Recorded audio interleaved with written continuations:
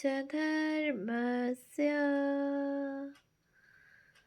सर्वधर्म स्वरूपिणे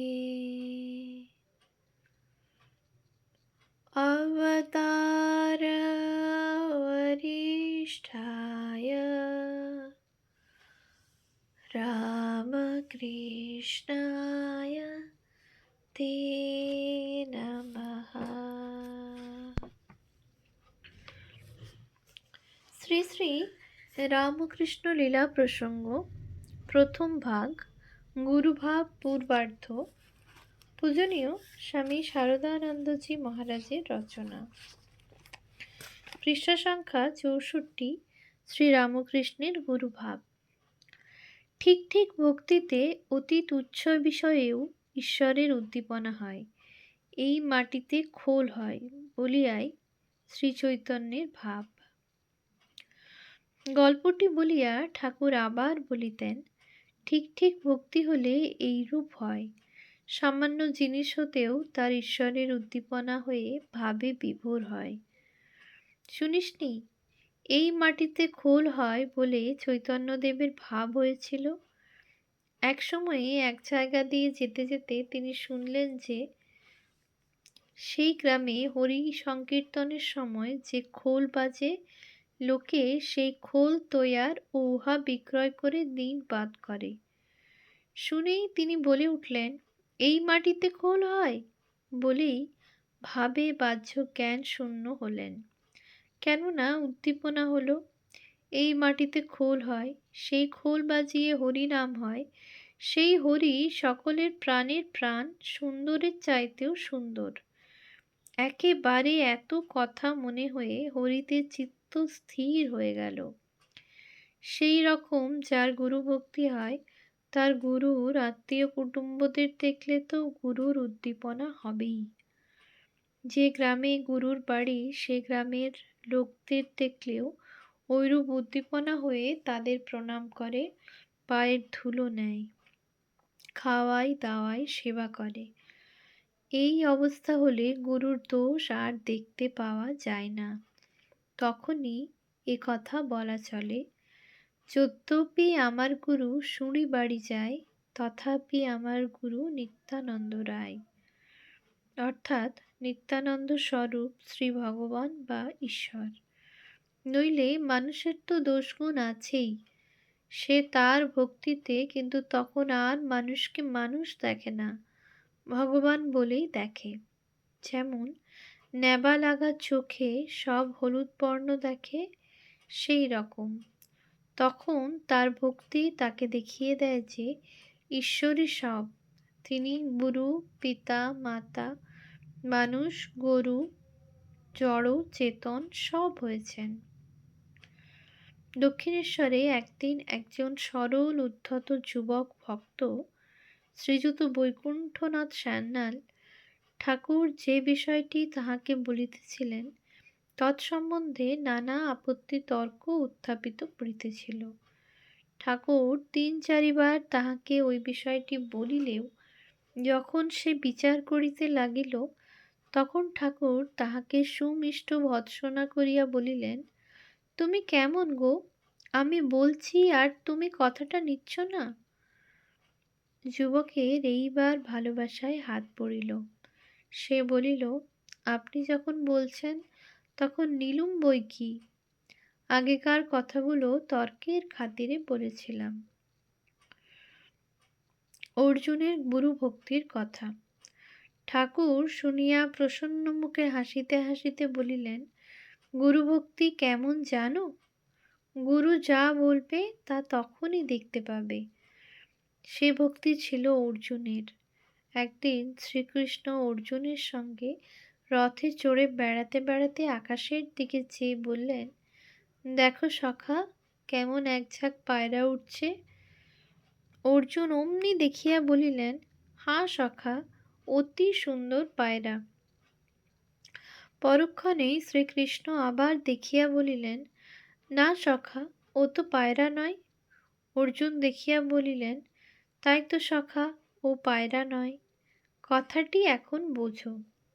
অর্জুন মহা সত্যনিষ্ঠ, তিনি তো আর কৃষ্ণের খোসামত করিয়া ঐরূপ বলিলেন না, কিন্তু শ্রীকৃষ্ণের কথায় তার এত বিশ্বাস ভক্তি যে যেমন যেমন শ্রীকৃষ্ণ বললেন অর্জুনও তখন ঠিক ঠিক তা দেখতে পেলেন। ঈশ্বরীয় ভাবরূপে গুরু এক, তথাপি নিজের গুরুতে ভক্তি, বিশ্বাস ও নিষ্ঠা চাই। ওই বিষয়ে হনুমানের কথা। শাস্ত্র যাহাকে অজ্ঞানান্ধকার দূরীকরণ সমর্থ গুরু বলিয়া নির্দেশ করিয়াছেন, তাহা পূর্বোক্ত রূপে ঐশ্বরিক ভাব ও বিশেষ বলিয়া নির্ণীত হইলে সঙ্গে সঙ্গে আর একটি কথাও সত্য বলিয়া স্বীকার করিতে হয়। তাহা এই, গুরু অনেক নহেন, এক। আধার বা যে যে শরীরাবলম্বনে ঈশ্বরের ওই ভাব প্রকাশিত হয়, তাহা ভিন্ন ভিন্ন হইলেও তোমার গুরু আমার গুরু পৃথক নহেন, ভাবরূপে এক। মৃন্ময় মূর্তিতে দ্রোণকে আচার্যরূপে গ্রহণ ও ভক্তিপূর্বক একলব্যের ধনুর্বেদ লাভরূপ মহাভারতীয় কথাটি ইহারই দৃষ্টান্ত স্বরূপে বলা যাইতে পারে। অবশ্য এই কথাটি যুক্তিতে দাঁড়াইলেও ঠিক ঠিক হৃদয়ঙ্গম হওয়া অনেক সময় ও সাধন সাপেক্ষ, এবং হৃদয়ঙ্গম হইলেও যতক্ষণ মানবের নিজের দেহবোধ থাকে ততক্ষণ যে শরীরের ভিতর দিয়া গুরু শক্তি তাহাকে কৃপা করেন, সেই শরীরাবলম্বনেই শ্রীগুরুর পূজা করা ভিন্ন উপায়ান্তর নাই। ঠাকুর এই কথাটির দৃষ্টান্তে নিষ্ঠা ভক্তির জ্বলন্ত নিদর্শন হনুমানের কথা আমাদিগকে বলিতেন। যথা লঙ্কা সমরে শ্রীরামচন্দ্র ও তাহার ভ্রাতা লক্ষ্মণ মহাবীর মেঘনাদ কর্তৃক কোনো সময়ে নাগপাশে আবদ্ধ হন এবং উহা হইতে মুক্তি পাইবার জন্য নাগকুলের চিরশত্রু গরুড়কে স্মরণ করিয়া আনয়ন করেন। গরুড়কে দেখিবা মাত্র নাগকুল ভয়ত্রস্ত হইয়া যে যেদিকে পারিল পলায়ন করিল। রামচন্দ্র নিজ ভক্ত গরুড়ের প্রতি প্রসন্ন হইয়া গরুড়ের চিরকাল পূজিত ইষ্টমূর্তি বিষ্ণুরূপে তাহার সম্মুখে আবির্ভূত হইলেন ও তাহাকে বুঝাইয়া দিলেন যিনি বিষ্ণু তিনি তখন রাম রূপে অবতীর্ণ। হনুমানের কিন্তু শ্রীরামচন্দ্রকে ঐরূপ বিষ্ণুমূর্তি পরিগ্রহ করিতে দেখা ভালো লাগিল না, এবং কতক্ষণে তিনি পুনরায় রাম রূপ পরিগ্রহ করিবেন এই কথাই ভাবিতে লাগিলেন। হনুমানের ওই প্রকার মনোভাব বুঝিতে রামচন্দ্রের বিলম্ব হইল না।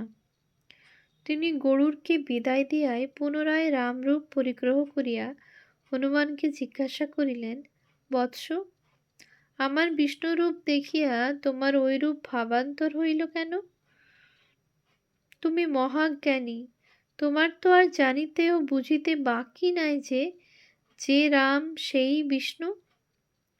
হনুমান তাহাতে বিনীতভাবে উত্তর করিলেন, সত্য বটে, এক পরমাত্মায় উভয় রূপ পরিগ্রহ করিয়াছেন, এবং সেজন্য শ্রীনাথ ও জানকীনাথে কোনো প্রভেদ নাই। কিন্তু তথাপি আমার প্রাণ সতত জানকীনাথেরই দর্শন চায়, কারণ তিনিই আমার সর্বস্ব। ওই মূর্তির ভিতর দিয়াই আমি ভগবানের প্রকাশ দেখিয়া কৃতার্থ হইয়াছি।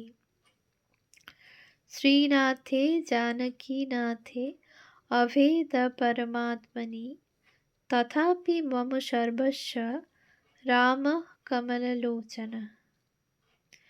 সকল মানবেই গুরুভাব সুপ্তভাবে বিদ্যমান। এই রূপে গুরুভাবটি শ্রী শ্রী জগন্মাতার শক্তি বিশেষ, ও সেই শক্তি সকল মানব মনে সুপ্ত ও ব্যক্তভাবে নিহিত রহিয়াছে বলিয়াই গুরু ভক্তিপরায়ণ সাধক শেষে এমন এক অবস্থায় উপনীত হন যে তখন ওই শক্তি তাহার নিজের ভিতর দিয়া প্রকাশিত হইয়া ধর্মের জটিল নিগূঢ় তত্ত্ব সকল তাহাকে বুঝাইয়া দিতে থাকে। তখন সাধককে আর বাহিরের কাহাকেও জিজ্ঞাসা করিয়া ধর্ম বিষয়ক কোনরূপ সন্দেহ ভঞ্জন করিয়া লইতে হয় না।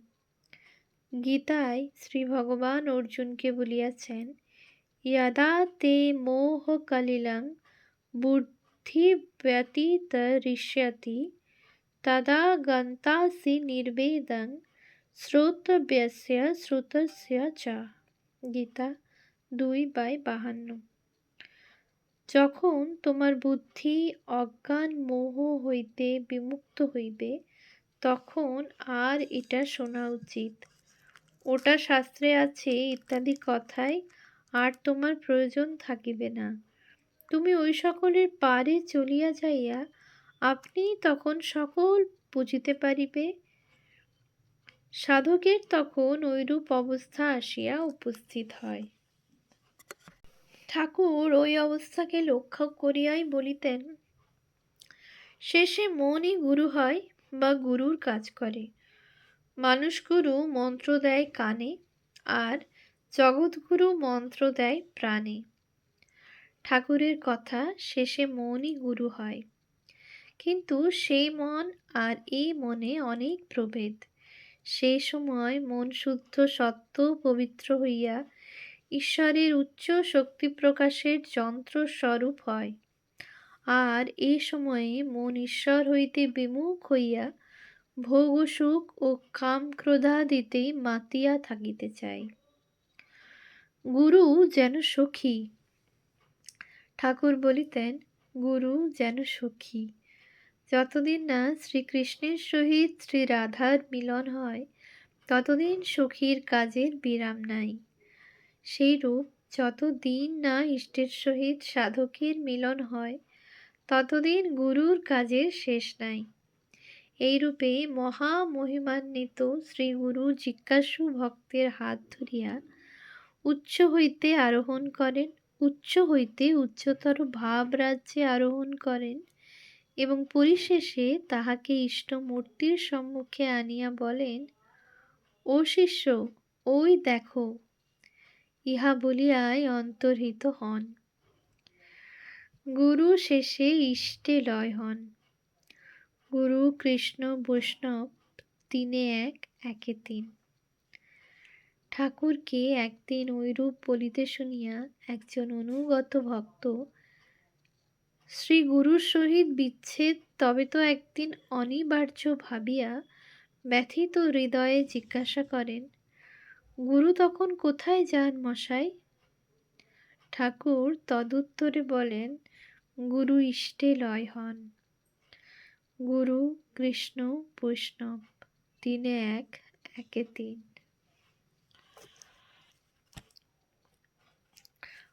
ওম শান্তি শান্তি শান্তি।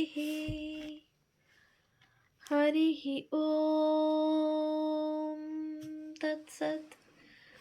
শ্রীরামকৃষ্ণার্পণমস্তু।